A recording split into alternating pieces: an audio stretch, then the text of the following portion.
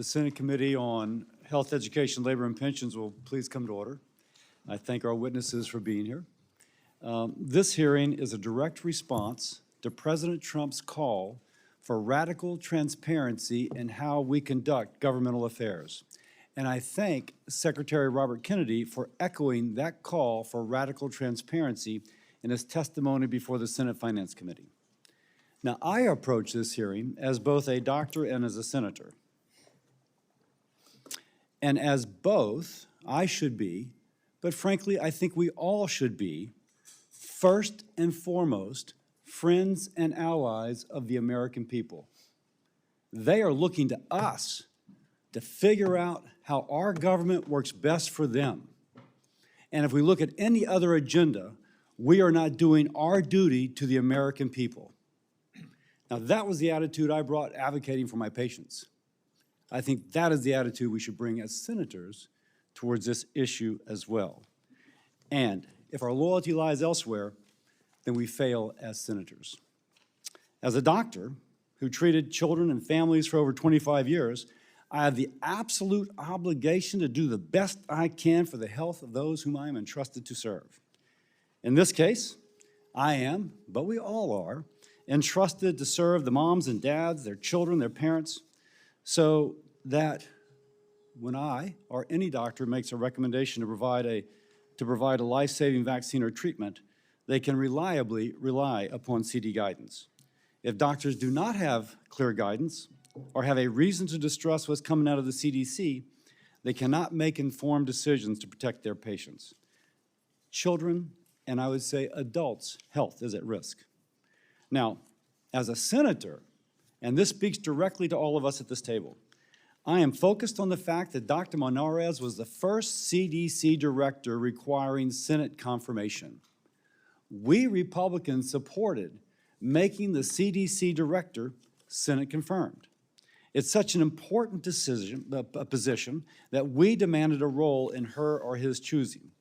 And so part of our responsibility today is to ask ourselves, if someone is fired 29 days after every Republican votes for her, the Senate confirms her, the secretary said in her swearing in that she has, quote, unimpeachable scientific credentials, and the president called her an incredible mother and dedicated public servant, like, what happened?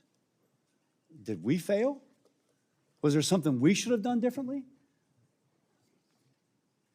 The secretary in his Senate finance testimony justified Dr. Monarez's firing by stating, quote, it's imperative that we remove officials with conflicts of interest and catastrophically bad judgment and political agendas.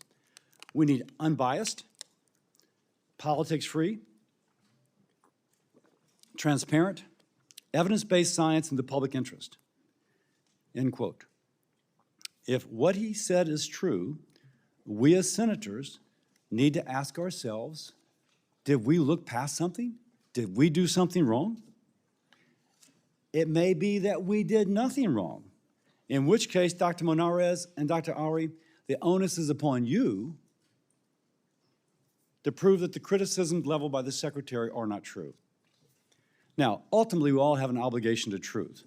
It may be impossible to learn who's telling the truth, but this hearing is an initial step in trying to answer why the top leadership of the CDC was fired or resigned before they could be fired.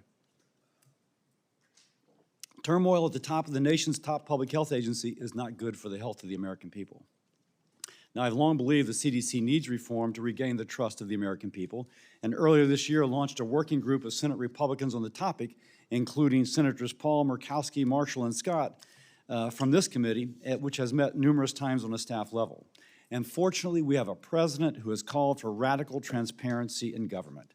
President Trump clearly wants to make America healthy again. I thank him for that. The American people need all the facts, not a version of the facts that fits a certain narrative or agenda. And it's with this mandate from President Trump that the HELP Committee is conducting this oversight. Today, we'll hear from Dr. Monarez and Dr. Ari, who have raised serious allegations that strike at the core of the CDC's credibility. The allegations need to be scrutinized and examined through an impartial lens. I'm also inviting HHS officials at a later point, including Secretary Kennedy, to speak with the committee and refute anything which is said today. This is how we achieve President Trump's goal of radical transparency, giving Americans the full picture so they can judge for themselves. This is not about politics.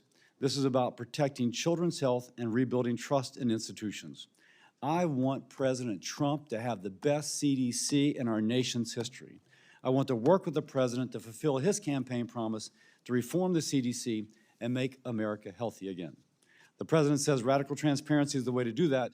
This hearing is one step closer to delivering President Trump's mission. And with that, I recognize Senator Sanders.